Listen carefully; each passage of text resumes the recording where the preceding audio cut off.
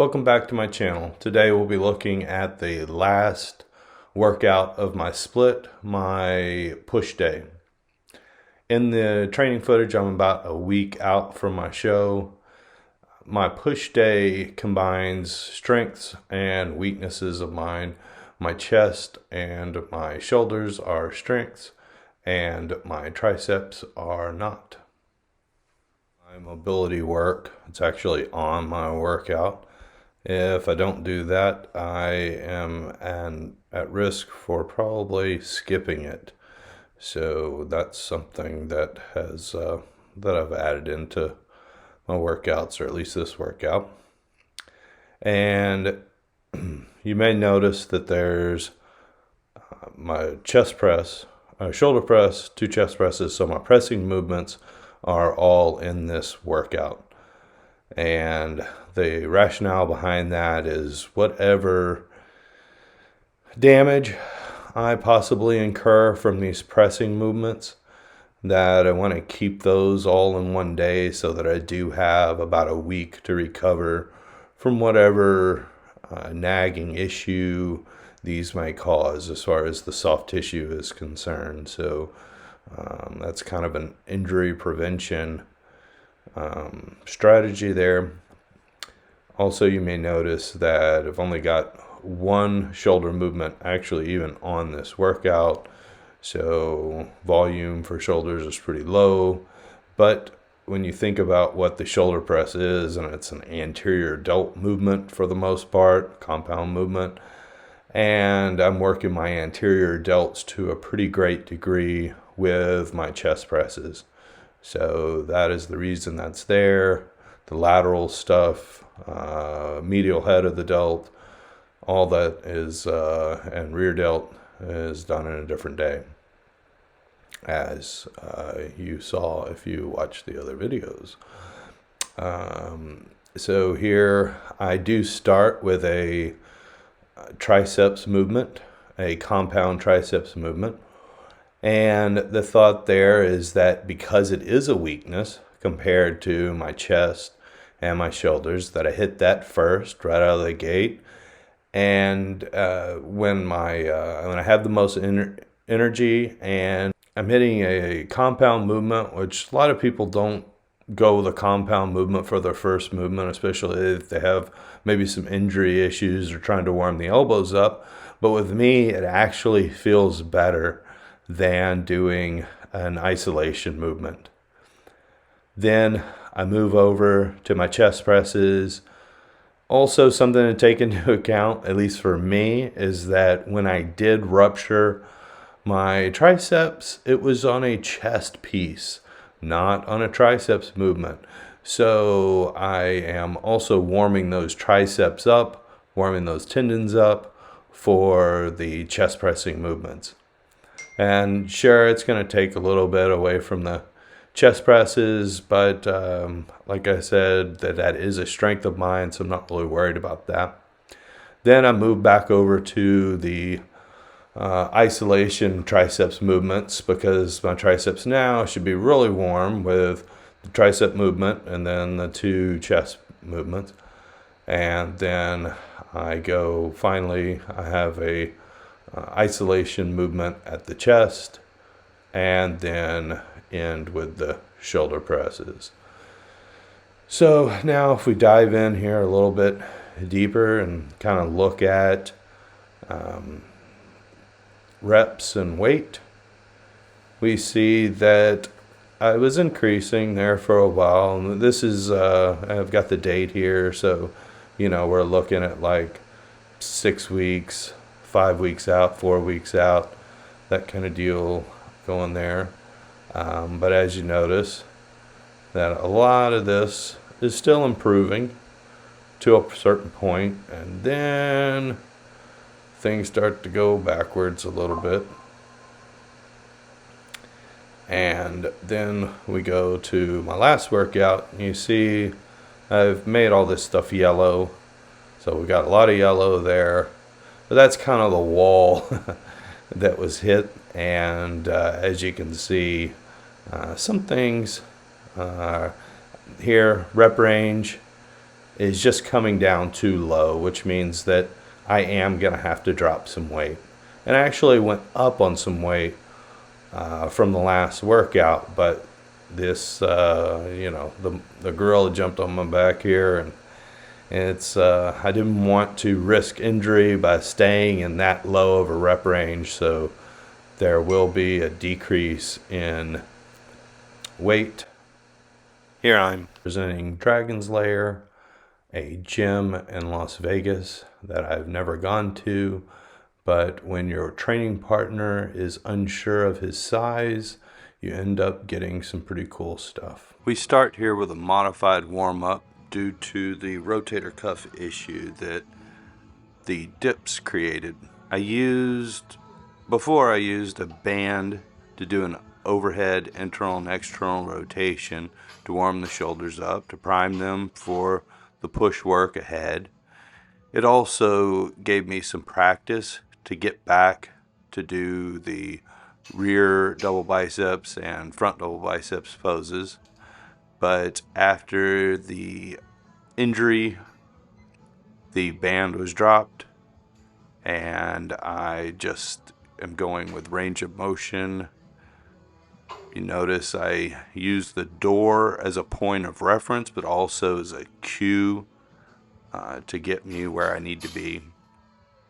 After I do 90 degrees at the armpit, then I drop down, as you see, to 45 degrees and do the same thing. I'm trying to get as much range as I can, kind of stay in that or live in that end range, whatever that may be, and just kind of holding that for a while and doing that until it gets, I guess, a little bit more comfortable. Here I'll do some arm circles, about as much range as I can get at the shoulder, and I'll go forwards and then backwards. I've got a second JM press in my split, mostly from process of elimination. It's an exercise that just doesn't irritate the elbows a lot, and it's not like it started out being a goal to put those in there.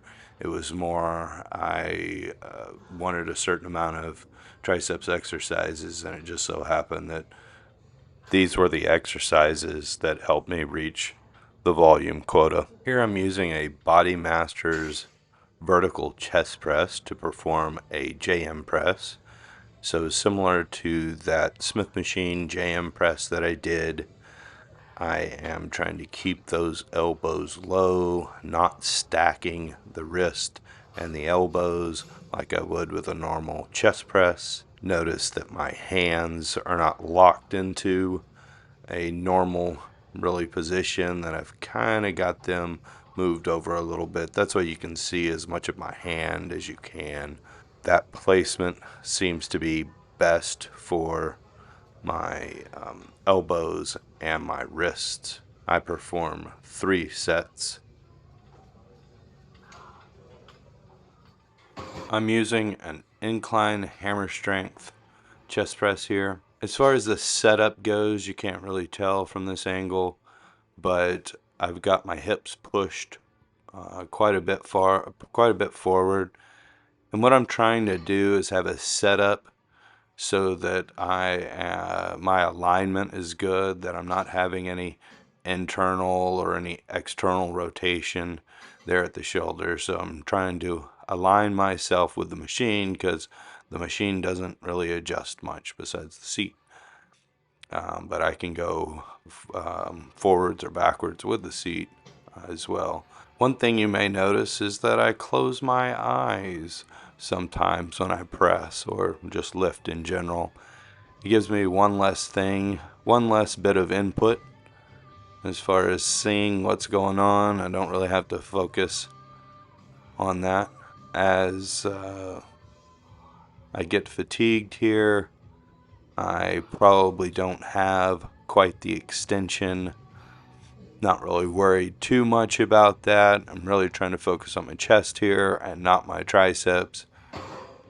As far as the loading curve goes, I realize that It gets quite tough there at the end, and there's not a whole lot of chest there at the end. So the important part's probably about 3/4 of this movement when it comes to my chest.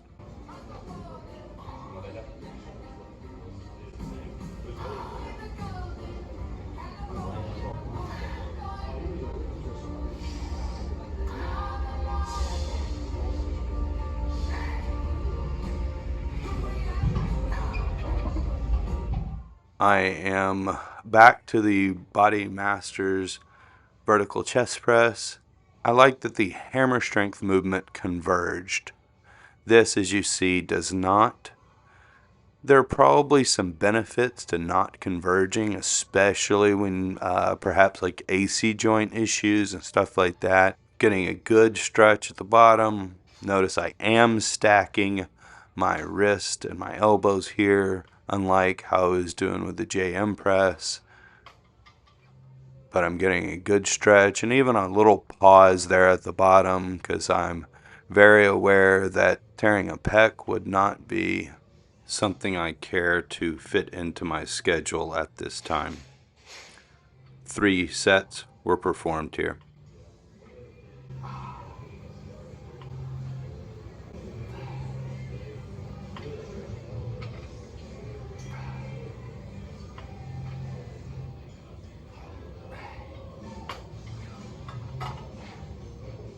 Now I begin my triceps isolation work. I've got a unilateral cuffed pushdown. I am trying to align that cable with my arm. I'm keeping the arm kind of what I feel like is my natural carrying angle. I am bracing myself with my opposite arm, trying to just really hinge there at the elbow. Very limited shoulder movement, body movement, any of that stuff. I've got a cuff, which allows me to align my wrist exactly where I want it as well, and to get as much pressure as I can. If I was just holding on to the ball, for one, that would get kind of uncomfortable with the hand, depending on how much weight I was using. But it would also just limit how much surface area that I am pressing against. So eventually that would be the limiting factor. So that is the reason that the cuff is in there. When doing unilateral work, I generally start with my non-dominant side. 3 sets were performed here. My last exercise for triceps is what I call a crossface cable extension. I may have come up with that name. I did not come up with the exercise. I kind of stole that from John Jewett. With the hardware that's in my elbows going directly overhead, eventually causes an irritation issue, or at least it has. So I have modified that to come down a little bit more. So that's as close to overhead as I can go at this point, and not have some irritation where I've got to pull back. I'm trying to get that long head extended as much as possible.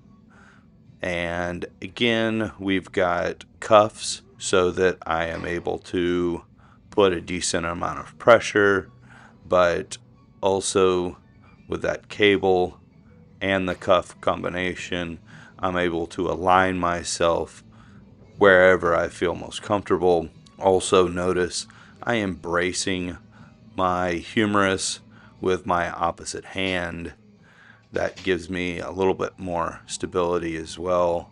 I'm trying to keep that shoulder pretty much immobilized, just hinge there at the elbow. 3 sets were performed.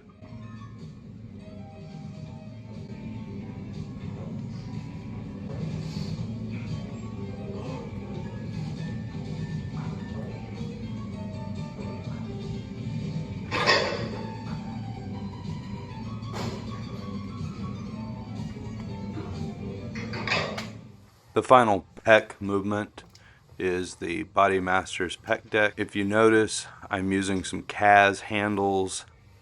CAS handles are quite big in diameter, which alleviates some stress there in the elbow. And then also, because of that nylon handle, I am able to move freely at the wrist. So put, once again, myself in an alignment that fits me as well as possible. Also notice that I'm getting as good stretch as I can. My shoulder at this point had become a little bit of an issue, and so I might be slightly limiting my range. My desire is to hit the mid to upper pec, so you can actually see those fibers working, but that is the reason that my seat is where it is. If I was trying to hit some lower pec fibers, the seat would be up even higher. As far as the mental cueing that I'm using, I'm keeping pretty straight elbow and thinking of trying to push my biceps together, not necessarily thinking of pushing my hands together. And I'm also thinking about those elbows meeting in a place that's, say, farther forward as opposed to just where they align. And what that does is it allows me to separate my scapula a little bit more to get a little bit more range there, a little bit more contraction. 3 sets were performed of the pec deck.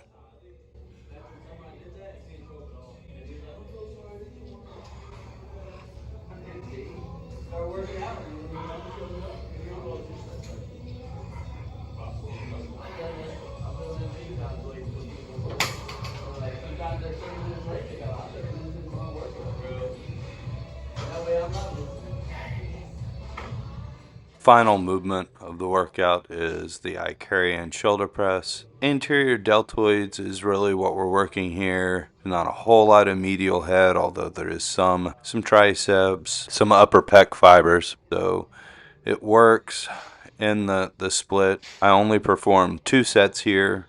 And for most of my career, I've only done 2 sets of an overhead press. I feel that the risk of injury, and it wouldn't be an acute injury, it would just be an injury probably over time as far as alignment and stuff. But that just isn't worth it compared to the benefit as far as hypertrophy in that anterior deltoid, much because of how much we work the anterior deltoid with our other pressing movements. I really do like this piece of equipment though. It just feels really smooth.